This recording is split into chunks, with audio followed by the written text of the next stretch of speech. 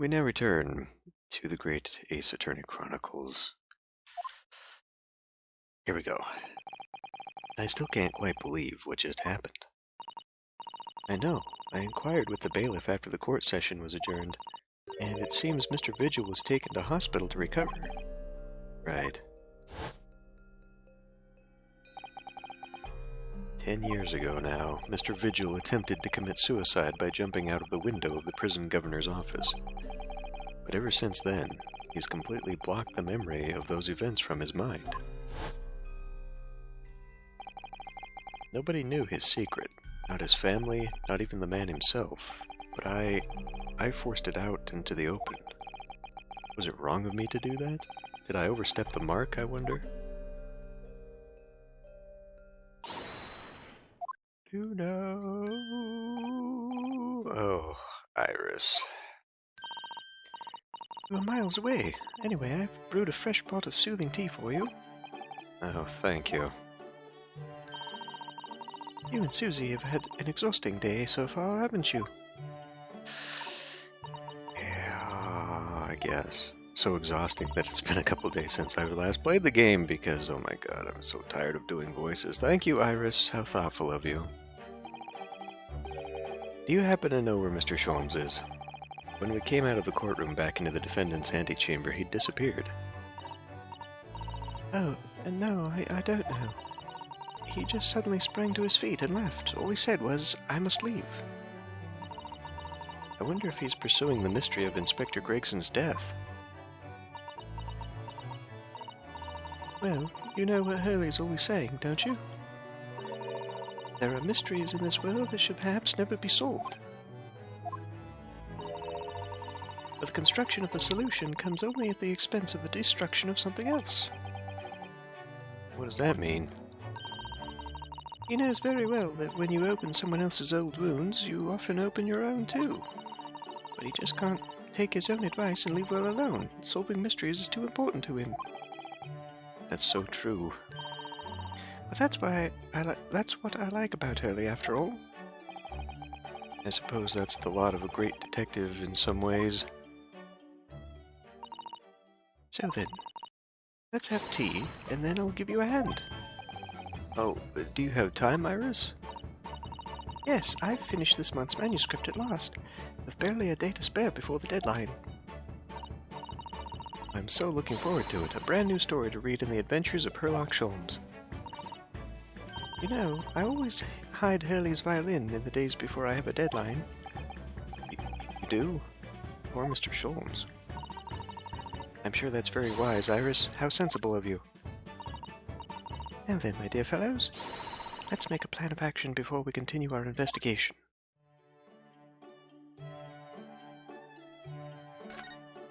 Okay.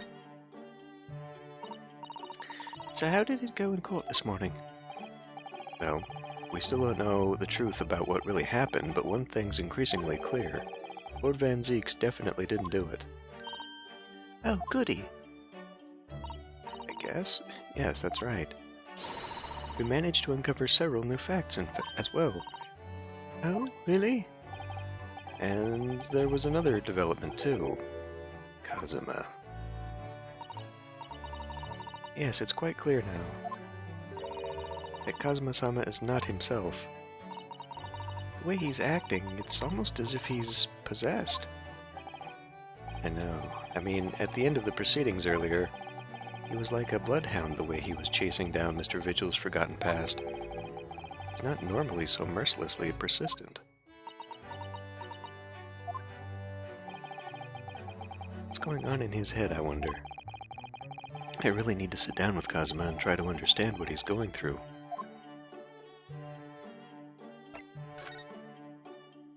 So maybe he really did die, and he's now possessed with a spirit that took over his body. If Gregson was really murdered the day before his body was discovered, then Lord Van Zeeks has to be innocent, you see. What, the day before? Oh, that should be easy enough to work out, just by examining the corpse, surely. I guess. Yes, you would expect so, but curiously, no time of death was included in the autopsy report. That is curious.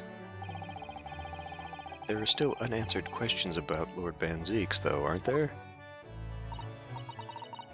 Do you mean... I mean, what was he doing there on Fresno Street that day in the first place?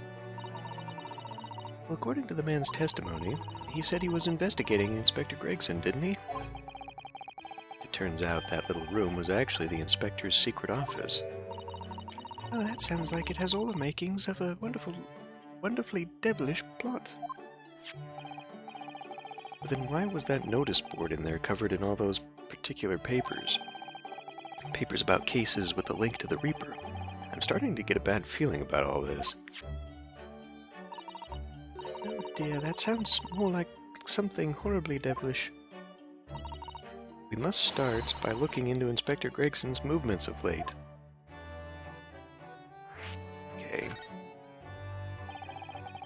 I never imagined I might have to be investigating an inspector's movements.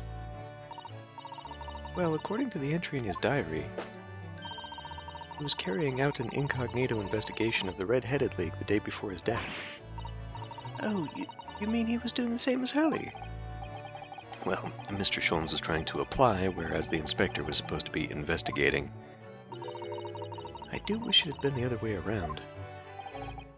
Anyway, as it turns out, the inspector who went to investigate the Red-Headed League that day wasn't actually Gregson at all. It was Mr. Vigil, in possession of Gregson's identification. You know what that sounds like to me?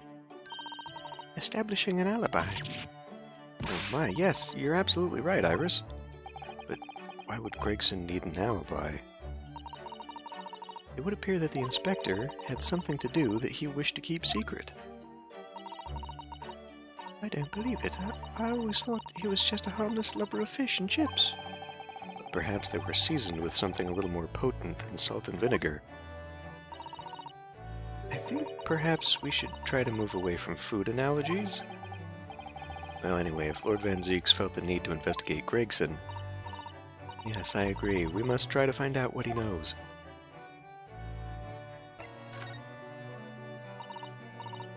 Vigil, you say? Isn't that the name of the lady who came to visit Hurley yesterday? That's right. To ask Mr. Sholmes if he would help her to find her missing husband. Only Mr. Sholmes completely passed the buck to us. Actually, didn't you say that Mr. Vigil has been taken to the hospital? Do you know which one? It's St. Sinner's. Apparently the only one in town. I'm starting to wonder if all the other hospitals in London have closed down.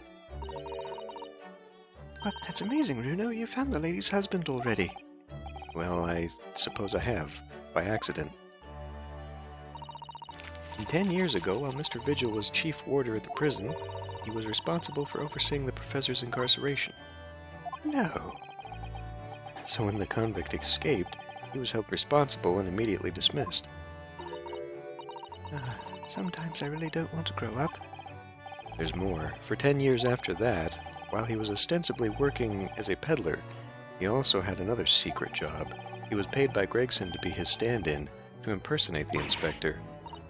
To impersonate Gregsy? But why? I have absolutely no idea. Ginny was right. I'm starting to think all adults are up to no good now. Including you, Ryuno. I haven't paid anyone to impersonate me. That means he has ties to the professor and to Inspector Gregson, though. So I do think we ought to pay a visit to Mr. Vigil, don't you? Back to St. Sinner's, then.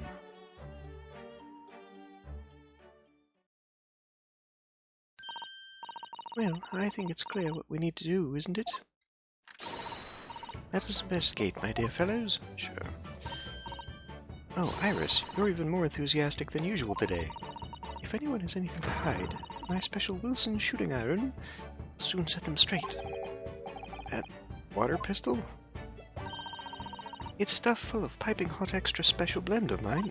Oof, that's not good. Then I'm quite sure it'll be very effective. Better be careful not to hide anything.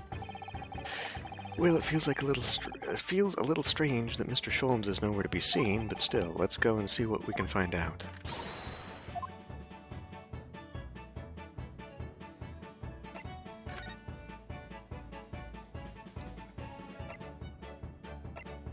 Looks looks like I can go up here.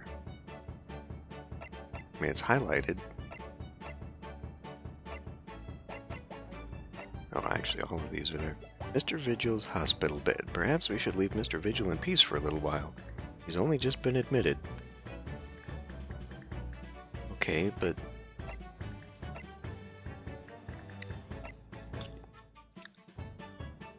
You know, I don't think we've visited this place for some time. Okay.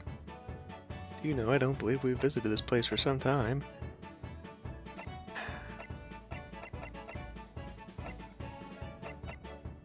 I guess we're gonna go talk to Lord Van Zeeks.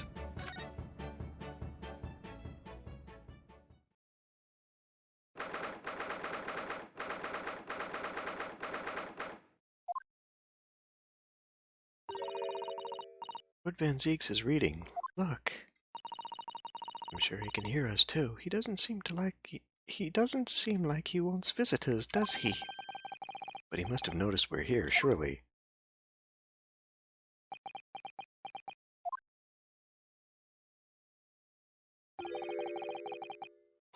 What do you Nipponese want? That's no way to greet the lawyer who's trying his hardest to prove your innocence, is it? Perhaps not. I apologize. So what can I do for you, Mr. Naruhodo? Lord Van Zeek, speaking earnestly. Oh, the fog will lift over London for the first time in months tomorrow. This does feel very, very strange.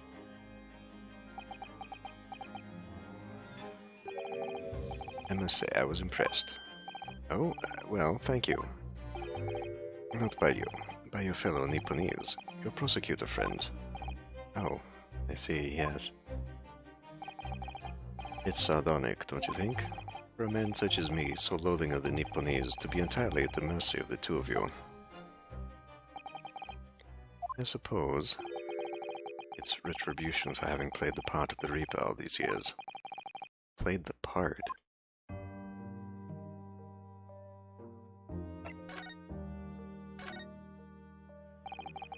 You once told me that you gladly allowed people to believe you were the Reaper because it helped reduce the amount of serious crime that took place in London. If keeping quiet and playing the part benefits the cause, a cause I myself am committed to pursuing, then why would I choose to say anything? But the henchman of a criminal killed by the Reaper attacked you only the other day. And that was just the most recent of many attempts on your life, wasn't it? Someone is clearly profiting from your silence about all this. Someone is using you. Believe me, ever since the Reaper first appeared, I've been doing my utmost to expose him. Or rather, expose the organization. It's a whole organization? It's inconceivable that all those accidents were orchestrated by one man. No, the Reaper always appears to have very accurate information about the accused in each case, which can only mean that somebody at Scotland Yard is involved. Someone that... You can't mean... It's taken me many years, but I've finally identified the central figure in this Reaper organization. Tobias Gregson. No! Gregson, the Reaper?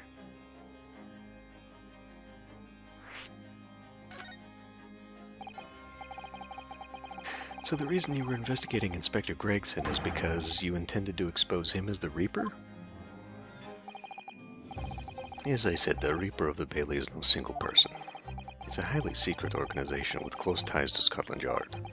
But there's no doubt that Gregson was a key member of that organization. I don't believe it. Are you saying that that he was behind all those awful criminals meeting that... Gregson didn't do the dirty work himself. He was the tactician. His job was to covertly investigate the marks and plot their assassinations. In order to do that without arousing suspicion, he regularly needed a firm alibi, which is where Mr. Vigil came in, posing as the inspector. Vigil knows nothing of the Reaper, but the room he rents on Fresno Street was almost certainly the headquarters of the operation. Gregson would have met the assassin there for briefings. So we don't actually know who carried out the killings then. Actually, I do have a name. You... what? Well, if you can name the man, you have the true identity of the Reaper already then. Or if I can name the woman. Ooh. She's a young woman by the name of Asashin. That might be a false name, I don't know. Shin. It's Asashin, the true name of the terrifying killer I know only too well. She came to Japan posing as a visiting student and murdered Dr. John H. Wilson. Then, just when it seemed that diplomatic protection would help her escape Japan and conviction, a mysterious woman was herself murdered in a small summer beach hut. And that woman was actually the Reaper of the Bailey? Mr. Naruhodo, this perhaps isn't the place to discuss. No, of course not. Can't mention it here. The fact that she killed Dr. John H. Wilson, because Iris doesn't know, and it's very likely that the man was her father. Although she can read my mind just like Susato can, so I don't know what we're keeping secret here. Asashin. I should let Father know at once. Yes, I agree.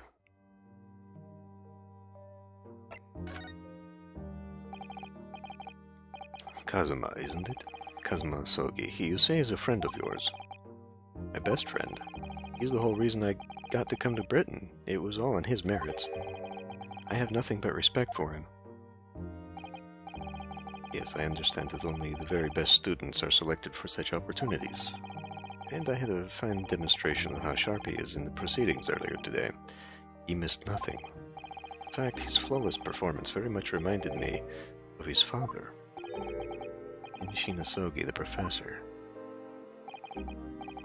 It's true that the aristocracy at the time was the root of numerous grave societal problems. They were abusing their power, playing with the common man as pawns in politics, in economics, in war. In many ways, Asogi was carving out a canker from society that we British couldn't deal with ourselves. I see. That's precisely why it makes no sense. Clint Van Zieks was a noble and upstanding man. He wasn't corrupt. Why did that damned Nipponese have to go and take my brother's life? In spite of having once saved mine. Saved your life? How did that happen?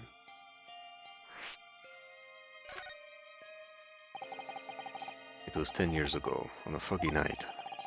What was to be the professor's final strike had sent a wave of panic through the capital. Clint Van Zieks had already been killed at this point then. Genshin and I were walking down some back streets at a late hour. Of course, at that point, I had no idea of the true nature of the man at my side. All of a sudden. Don't make a peep, you're coming with us. We were surrounded. All of our assailants were armed with pistols, their faces obscured by scarves. Clint was not only from noble heritage, he was a brilliant prosecutor as well. The scum of London hated the sight of him, and they had no sympathy for his younger brother either. I'd been targeted several times before already. Yeah, it's Van Zieks, alright, we've got him. It would be nice if they just put thugs or something to tell you who's actually talking. I could hear them murmuring amongst themselves. I knew they were after me. But just when I thought my time had come, if I let them kill you, Clint would never forgive me. It was Asogi's voice, just a whisper in my ear.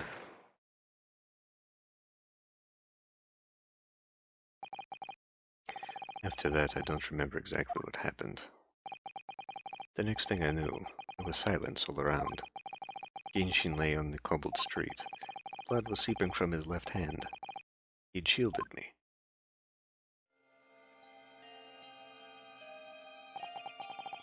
2 days later, they arrested him, on suspicion of being London's most notorious mass murderer ever, the Professor. How awful for you. All at once, I lost the brother I revered and the foreign friend I held in such high regard. I'm so sorry, Lord Van Zieks.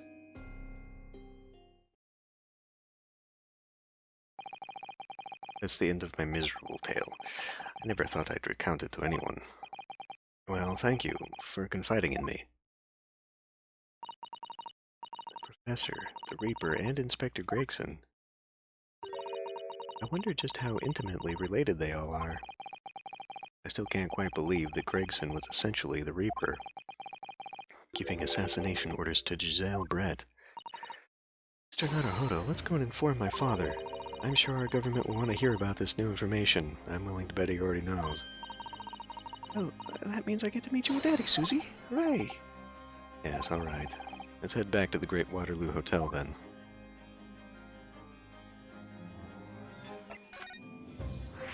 Very well.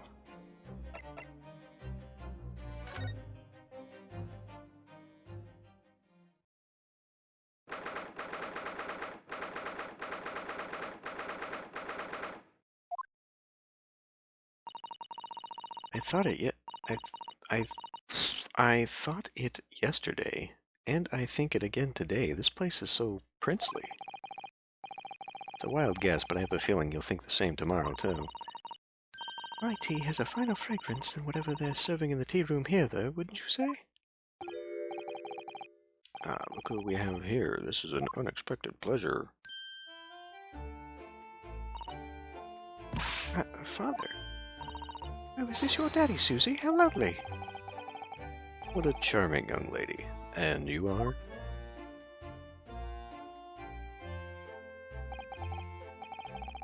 Really? So you're the author of The Adventures of Sherlock Holmes, are you? That's me, Iris Wilson, at your service, sir. Susie's been such a wonderful friend to me over the last year, you know. Well, Miss Wilson, I must say I read your work regularly and with much interest. Iris actually lives with Mr. Sholmes, you know, Father. Is that so? Well, perhaps that goes some way to explaining that bright look in your eyes.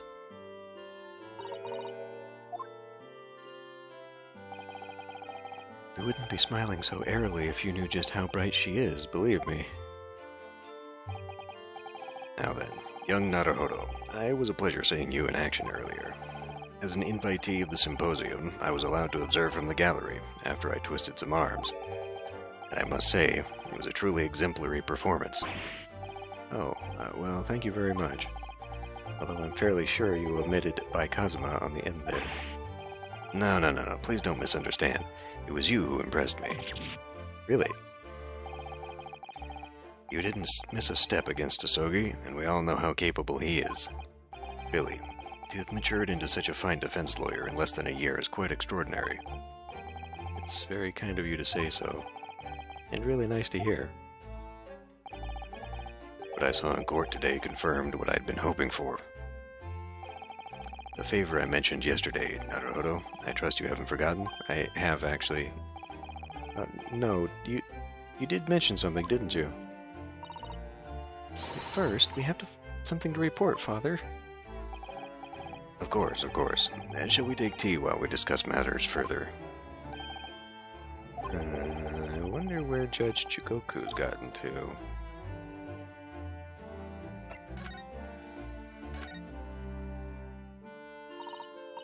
Father, do you know about the so-called Reaper of the Bailey? I've heard rumors. Some members of the judiciary explained it all to me yesterday. Of course, when I was a visiting student here in London, the Reaper was yet to emerge. Right. He didn't appear until after that case when the visiting students had already returned home. Lord Van Zieks, who was in the dock today. It was Barrick, the younger brother of Clint Van Zieks, I believe. That's right. And he's known throughout London as the Reaper, as you've heard. But the truth is, it wasn't him behind all those mysterious deaths. It was somebody else. I see. What you're saying is, there's been a professional killer at work here? Exactly. Someone by the name of Asashin, in fact. I beg your pardon. Did you say Asashin? You mean that Giselle Brett woman who was responsible for killing my great friend? Oh, no, a friend of yours was killed. Professor Mikotoba, I think perhaps we shouldn't discuss this right now. Because the friend the professor is talking about is Dr. John H. Wilson. And that's not something we want Iris to find out about. Not like this, anyway. Really? We shouldn't talk about it, and this suddenly becomes... Fine. I've just remembered something. Biscuits. This hotel has the most delicious-looking biscuits. That was rather out of the blue. She's doing this deliberately. I think I'll go and see if I can purchase some. I wonder, would you like to come too, Iris? Oh, yes. You just try to leave me behind.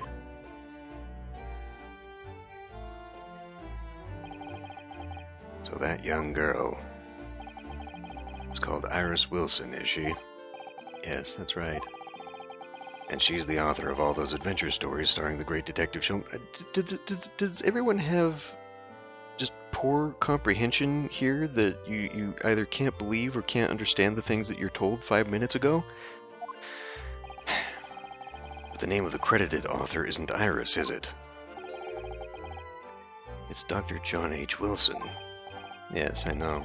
That's the name of her father, you see. Her father? Dr. John H. Wilson. I was deeply indebted to the man for all the kindness he showed me during my time in London. That's why I was keen to reciprocate and invite him to the Imperial Yume University 4 years ago. But he was murdered last year by Giselle Brett. Why? Why would the hand of the Reaper stretch all the way to Japan? Iris knows nothing about that case, but it seems very likely that the victim, Dr. Wilson, was her father. Well, I can't say that we ever spoke about his family, so I don't know if he had a daughter or not. But I think I can say with some certainty that he was never the great detective's partner.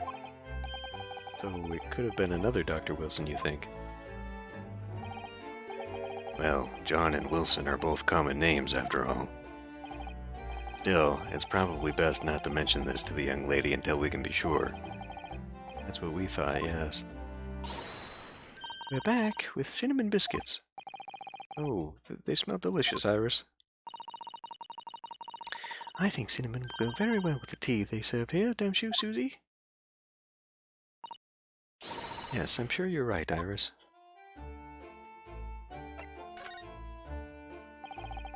I haven't seen Judge Chugoku for a while, have you? Oh dear. That guilty is still ringing in my ears. No, now you mention it, I haven't seen him since this morning either. I suppose since the symposium's opening was postponed, he'll have gone to explore the great exhibition.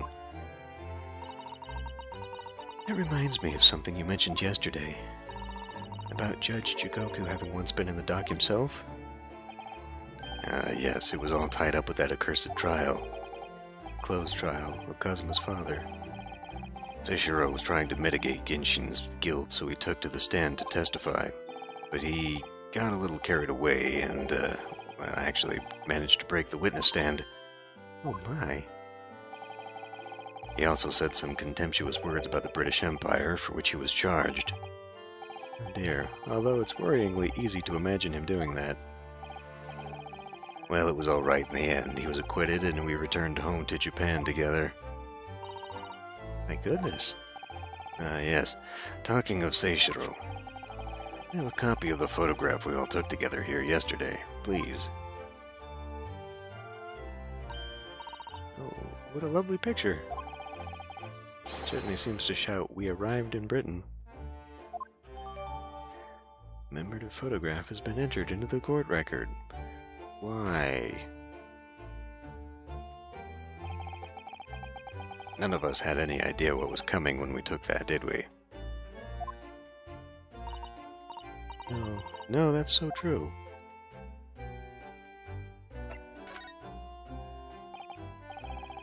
So, you mentioned a favor that you'd like to ask me.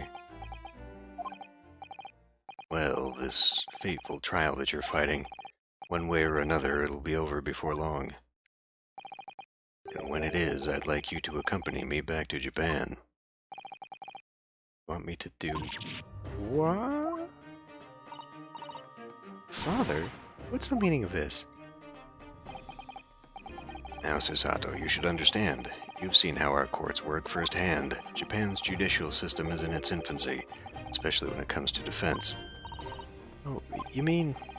Supreme Court of Judicature is in desperate need of a good defense lawyer. As soon as possible. Really, quite urgently, in fact. But I've not even been in London a year yet. I've read all of Susato's reports. I'm well aware of your extraordinary talents. And having seen you in action with my own eyes earlier today, there's no question. You, Naruhodo, are precisely the man our country needs. So, you'd be leaving then, Bruno? Then what am I supposed to do, Father? You came here to serve as Asogi's judicial assistant. Oh yeah, she's supposed to be Kazuma's assistant. Our government is still in the process of deciding how best to deal with his situation, though. You've always chosen your own path, Susato, and I trust your judgment. And this matter also. Father... Please, the pair of you, don't look so downcast. It's merely a suggestion, you understand. A hope, if I'm honest, but I won't force you. All I ask is that you consider it and come to a decision by the time this trial concludes. Yes, all right. You won't leave, will you, Bruno? I'm gonna just go out on a limb and say that the next chapter in the game takes place in Japan, only because there is a costume change for Sholmes. The thought hadn't even crossed my mind. Up until now, I've just been trying to do what I believe to be Kazuma's will. But it turns out that he's still alive, so where does that leave me?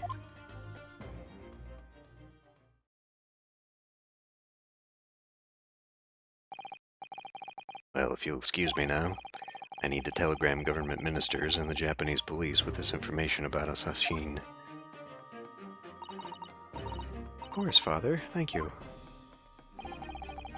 I look forward to next month's installment, Miss Wilson. Oh, good. And please do come to Baker Street sometime, won't you? We'd love to entertain you. I would be delighted. The best of luck for tomorrow, Naruhodo. And give my suggestion your full consideration, won't you? Yes, I will. Going back home?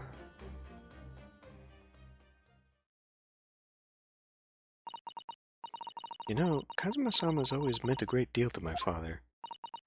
I'm sure he'd love the chance to meet with him and talk to him about all of this. Yes, no doubt. Asashin, of course, it's so obvious. Who are we talking about? You! Shelms! How could I have neglected to consider the possibility before now? Mr. Sholmes. Ellie, where have you been? Why, I joined you all for tea, of course. What an extraordinary question. I didn't notice you at all. No matter, no matter. Anyway, to more pressing concerns. Mr. Naruhodo. Oh, yes? I must dispatch a telegram to your country at once. It's a matter of much urgency. To Japan, you mean? Tell me, to whom can I entrust the task? Quickly now, who? Well, my father has just now left to send a telegram to the Imperial Police Bureau of Japan himself. I see. Well, he looked reliable enough for a bearded fellow. I don't think what father's sports could be considered a beard, Mr. Sholmes. There's not a moment to lose. Kindly ask your trusty, unshaven father to see this is sent. I will, but what is it? No questions at this time, if you please, Mr. Sato. All we can do is pray that for once, my deduction is awry. Doesn't that imply that your deductions are normally correct, Mr. Sholmes? Which isn't exactly... Now then. You may be surprised to learn that I am a very busy man. I certainly have no time to hide behind settees and eavesdrop on other people's conversations. So that's what joining us for tea meant. I leave the sending of this in your hands, then, my dear fellows. Wait a minute, Mr. Sholmes. He just sort of ran off, didn't he? At quite a pace. And left the unpaid bill for his tea behind, too. How much could that cost? I must catch up with Father at the telegraph office at once. And I'll run and call us a cab straight away. And there was me thinking everyone would be clamoring to pay Mr. Sholmes' bill. Okay, I guess we move. So now we can go talk to Mr. Vigil, I suppose? I guess, because that's the only other one. This too. She says the same about both, but we were talking about this one earlier, so let's go do this one.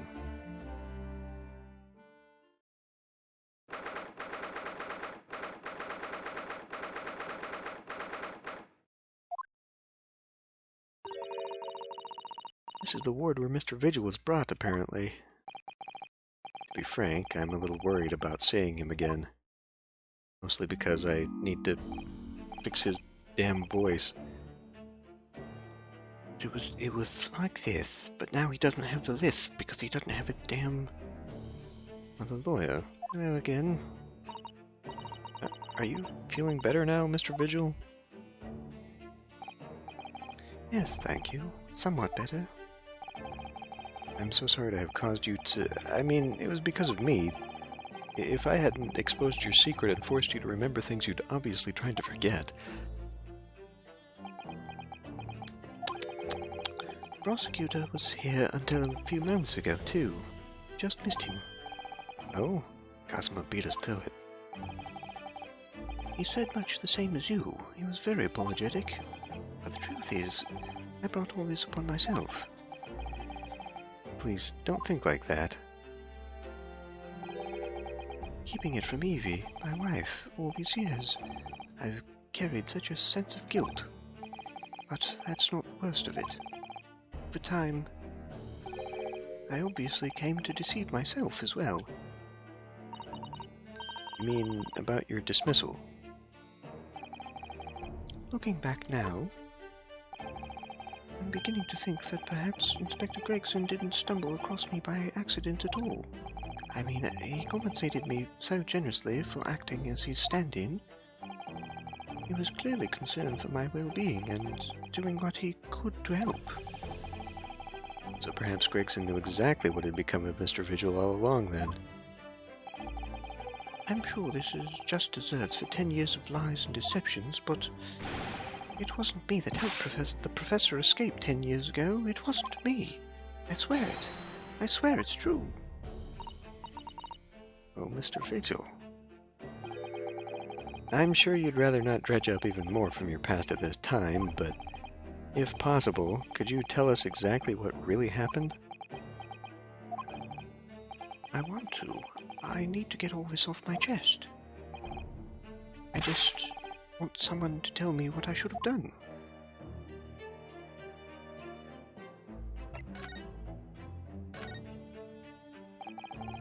Inspector Gregson was obviously engaged in a special operation of some sort.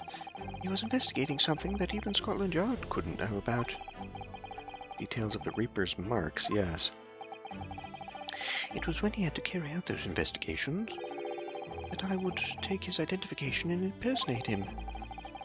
He'd pretend to be the inspector and carry out investigations on his behalf. That is exactly what he just said. Oh no, never. A common street peddler couldn't possibly carry out a proper police investigation. All I would do is go to the specified location and make a little hoo-ha. Just something to leave an impression, so everyone there would think a detective called Gregson was here. So that's what you were doing on the day prior to the incident? Yes, he asked me to make an appearance at the park on Lime Street for the Red-Headed League event. So as usual, I flashed the inspector's identification around and was very vocal about my presence. But then you were taken prisoner by those red-headed fraudsters. Yes. So you would always make a point of showing Gregson's identification and generally being loud? That's what the inspector asked me to do, yes. That's one way of becoming a legendary detective, I suppose. Not a good one, though. And as you know, I suffered from this bruising around my neck at their hands. But the following day, they kept their word and released me. Without returning the inspector's identification to you, however. We had arranged to meet in the Fresno Street room at 5 that day so I could report back to the inspector. But at the agreed time, that's when I heard the gunshot.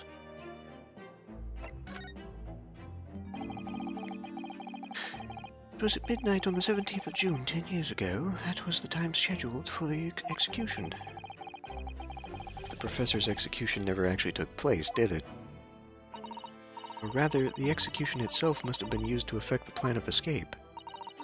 I hardly dare to imagine what a chilling plan it was. Berkeley was renowned for being the highest security prison in the country. Everything that went in or out of the place was searched multiple times. But there was one notable exception. Rather, a notable loophole. Something that was never questioned. I have a feeling I know what that loophole was now. The coffins into which the bodies of the executed convicts were placed, correct? Yes. Once the coroner had confirmed the death of a condemned convict, the body was taken in its coffin for immediate burial in Lowgate Cemetery, just behind the prison. The chief warder first had to sign the necessary papers, and after that, no member of staff was permitted to touch the coffin containing the body again. When executions took place, only the executioner and the coroner were permitted inside the chamber. I would wait in the adjacent room for word that the condemned convict was dead. On that occasion, once I had the confirmation, I went into the mortuary to find a lone coffin as usual. The procedure was that I would sign the paperwork having checked the coffin, then nail it shut. For some reason that day, the coffin was already nailed shut. No. I didn't think anything of it at the time. I assumed that my deputy must have checked the coffin and nailed it shut before I arrived. So, you mean that the coffin contained... Yes, I can only imagine that Asogi, having escaped his execution somehow, was alive inside the coffin. The coffin was then taken out through the main gates and deposited in Lowgate Cemetery. Presumably, there wouldn't have been enough air inside to breathe for long. So in the early hours following the burial, somebody dug up the coffin again to set Genshin free. But in the end, he was fatally shot in the graveyard anyway. What on earth really happened in Lowgate Cemetery that night, I wonder?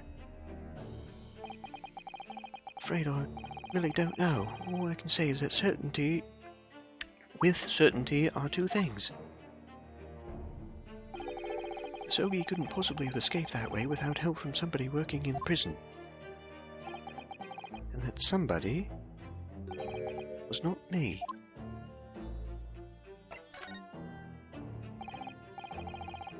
Obviously you knew the man then. The professor, I mean. Genshin Asogi.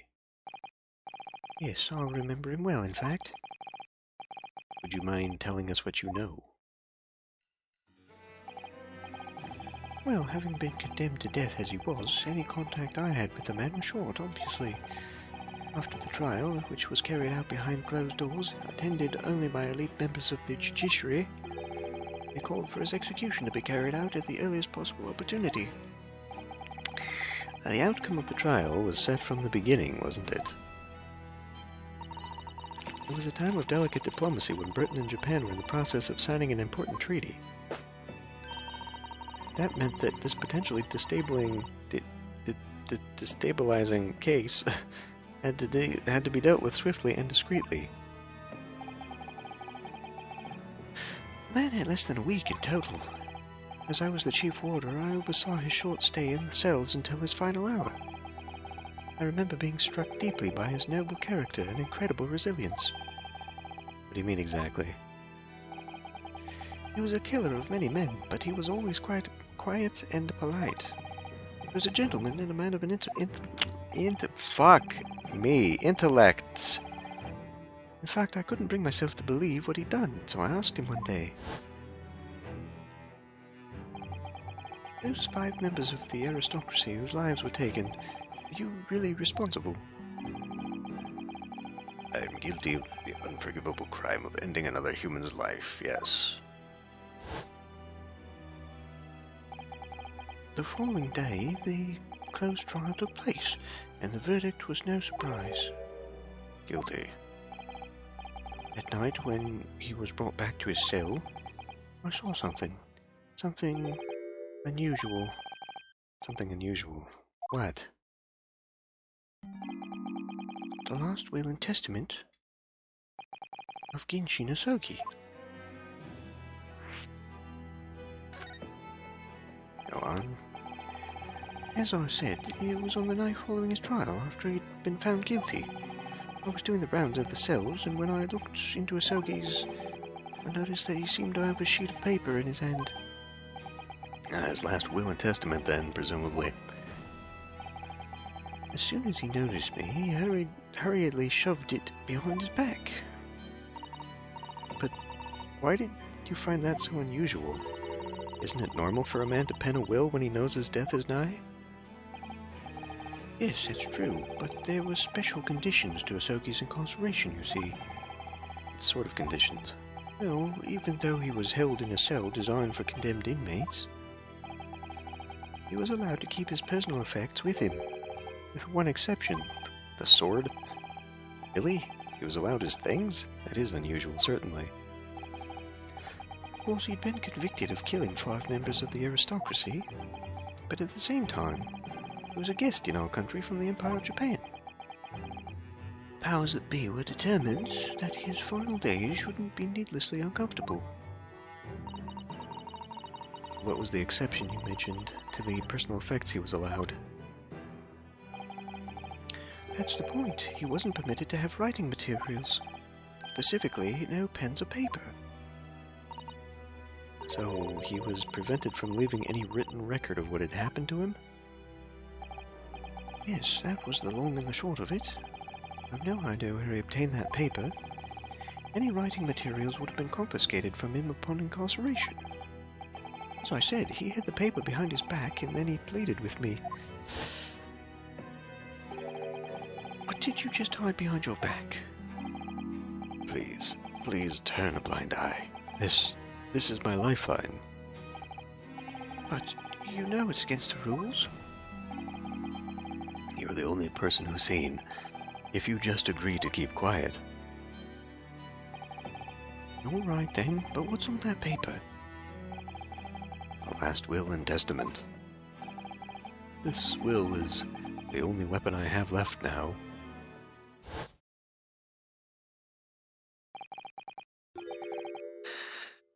How can a will be a weapon?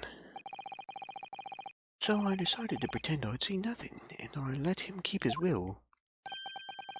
But then later, it just seemed to vanish without trace. What do you mean it vanished?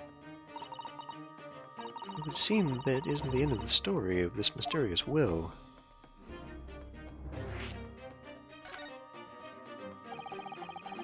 I was the only person who saw Asogi's will, but somehow it disappeared. It was after Asogi's execution, which was actually an elaborate jailbreak. Warders gathered up Asogi's possessions that were in his cell. They were all to be sent back to his family home in Japan, you see. Poor Kazuma-sama. And you're saying that it wasn't anywhere to be found among his personal effects? The will, I mean.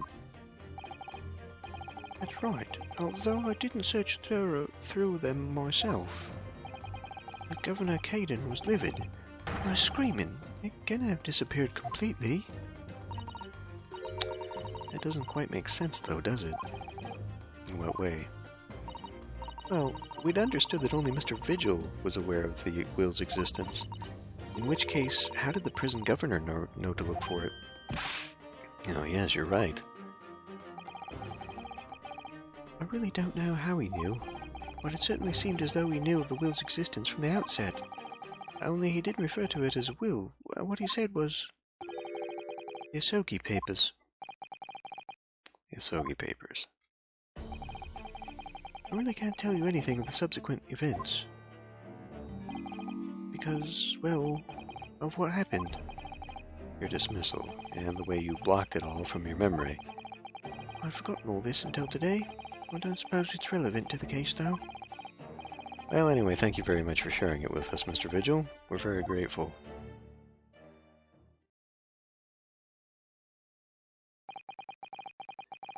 Afraid there's really little more I can tell you. My wife Evie will be here shortly, so I do hope I don't appear rude, but... No, not at all. Thank you again. But what will become of you now? Well, impersonating a police officer is a criminal offense, of course. I imagine that once I'm fully recovered, I shall be arrested. I'm so sorry. Don't be, please. This was all my own doing. I always knew that this day would come. Well, I wish you well. Bye, Mr. Vigil. Now, what? Before you go, there's just one thing. Oh, yes, what is it? Asogi Papers. I'd be very grateful if you'd make no mention of the things I told you about them. Presumably for some good reason. It's my understanding that their very existence is a closely guarded secret. If it became known that I'd remembered, well, it could be rather troublesome, I think. I understand. Some sort of will the Genshin Asogi penned just before his death, which the man himself claimed was his last weapon. I wonder, perhaps it had something to do with his plan to escape. If there's anyone who might know more about a document that Kazuma's father left behind, it would be Mr. Vigil's governor. Then we know precisely where we must go, back to Barclay Prison.